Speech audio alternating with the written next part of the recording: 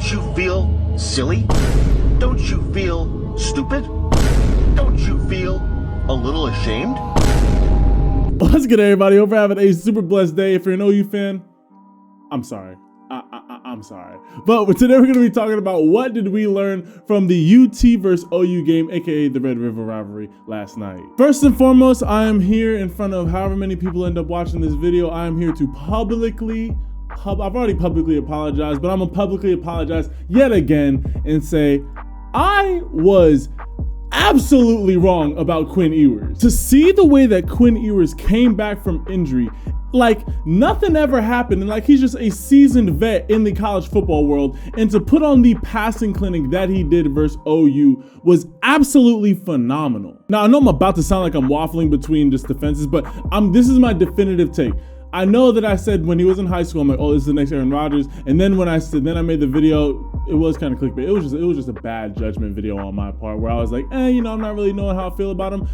After looking at Quinn Ewers, having two semi-full games of really being able to watch and see what he's doing, and to see the level of arm talent that he has. Don't get me wrong, Quinn Ewers still has some improving to do. There was a couple of throws where he could have led the receivers a little bit more. He was kind of just throwing it at the receiver, but that's besides the point. Some of the throws that he was making, the ball placement on some of those throws were absolutely insane. My bad, I misspoke. This is Quinn Ewers' third college game, but the first game was just a warm-up game. But for pretty much his first two real games of the season to be against Alabama, get hurt, and then come back and play OU in the Red River Rivalry, and for him to play as well as he did in both of those games, Quinn Ewers is him. Literally, in my opinion, the only mistake that Quinn Ewers made was it was a stupid mistake. It was just, he just didn't throw the ball far enough out of bounds.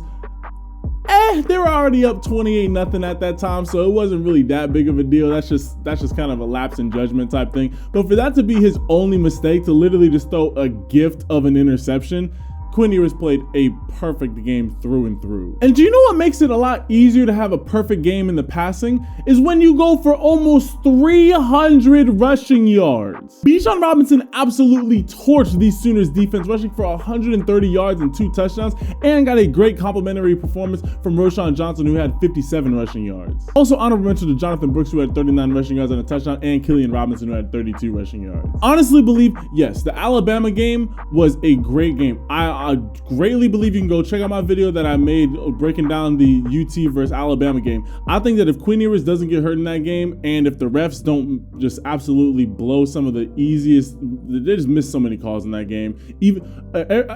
Okay, I'm gonna do a little sidetrack right now, because that video low-key got me heated. Everyone's like, Alabama had the most penalties that they've ever had, and you're saying that they cheated, and they did.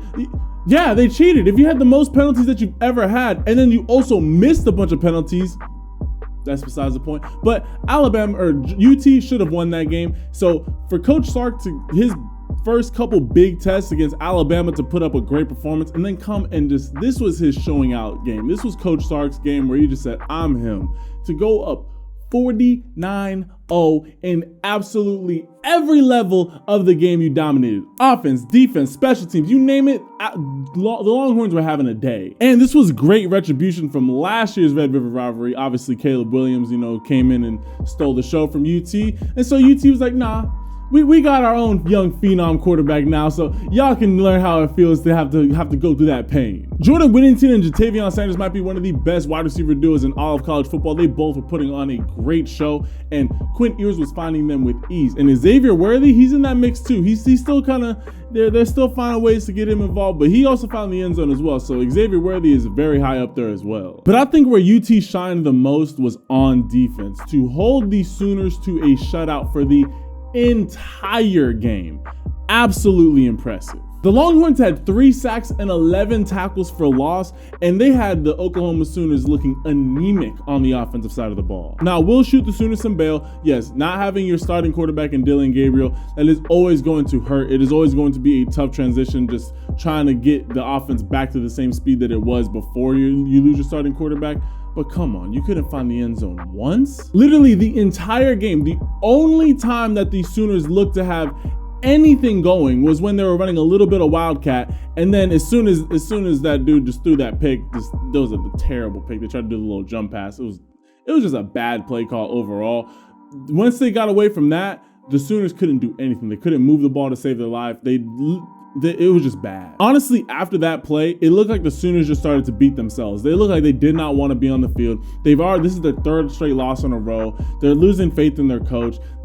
Oklahoma is going down fast. Brent Venables has dug himself a hole that I don't know if he's going to be able to get out of, because for Oklahoma fans were already furious with Lincoln Riley for leaving, and they're already like, oh yeah, Lincoln Riley, he wasn't really doing much for us. No, we got Brent Venables now. He's gonna lead us back to the promised land. And like I said, you can go check out my video. I literally broke it down. I broke it down in my video. I said that if Brent Venables does not perform immediately, the Oklahoma fan base might turn around on him, and look at where we are now. He is stepping into a ridiculously demanding spot.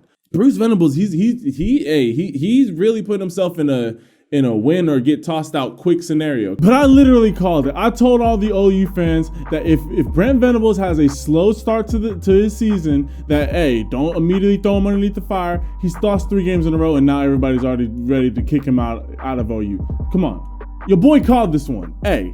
OU look terrible. They're looking terrible this season. It's an absolute dumpster fire over there in Norman, Oklahoma.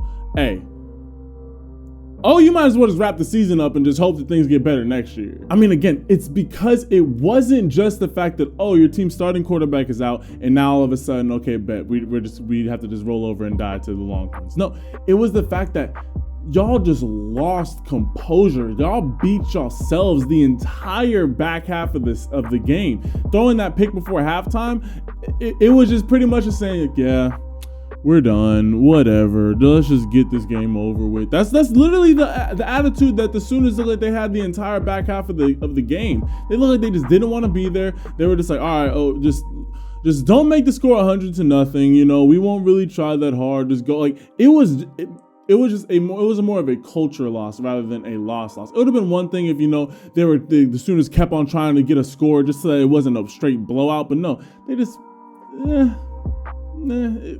it's bad in Oklahoma right now. I mean, OU brings in Brent Venables, who's supposed to be the defensive guy, and then gives up almost 600 yards of total offense to the Longhorns. They were only able to get 195 total yards, not passing, not just rushing. Literally, you could take Texas's passing or their rushing, and they outperformed the entire OU offense. So to wrap this video up, because I think it is pretty straightforward, OU, right now they're on the decline, and it's really just a matter of time just to see how far that they're going to be falling. And UT is going to be the scariest team in college football as long as Quinn Ewers is there. Quinn Ewers, you just keep on feeding them wide receivers and offensive line talent. That's all you got to do. If you want to make sure that the Longhorn machine works, just feed him receivers and offensive line talent.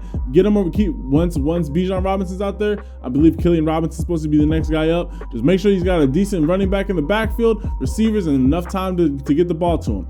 He will win you games. That kid is a flat out special talent. He has the arm talent to do ridiculously crazy things with the ball. UT stock is absolutely sky high right now. If I'm a Longhorn fan, I'm absolutely excited for the future. For this to be the first year of the Quinn Ewers, Coach Sark era, I think that there's only good things that we're going to be seeing from now on. Brent Venables, hey man, just keep staying in the hot seat, man. It's going to get hot, but just know that, if you can start putting together some wins, things might start turning around, but this has been a rough month for y'all. But I want to hear from y'all. Comment down below. First, all my UT fans, go turn up down in the comment section. All my OU fans, I need to hear some actual constructive criticism on your team. What is going on with y'all? Y'all are absolutely struggling right now. Y'all are supposed to be one of the more shining lights of the college football world, especially in the Big 12. You're supposed to get this new coach, things, playing defense, and you're supposed to be good. So far, none of that has come to fruition. I know it is still year one. I know we still got to give it some time, but comment down below what y'all think. Leave this video a like, hit that subscribe button. We're on the road to 300,000 subscribers. With that being said, I love and appreciate all y'all, and I will catch you guys in the next video. Ciao.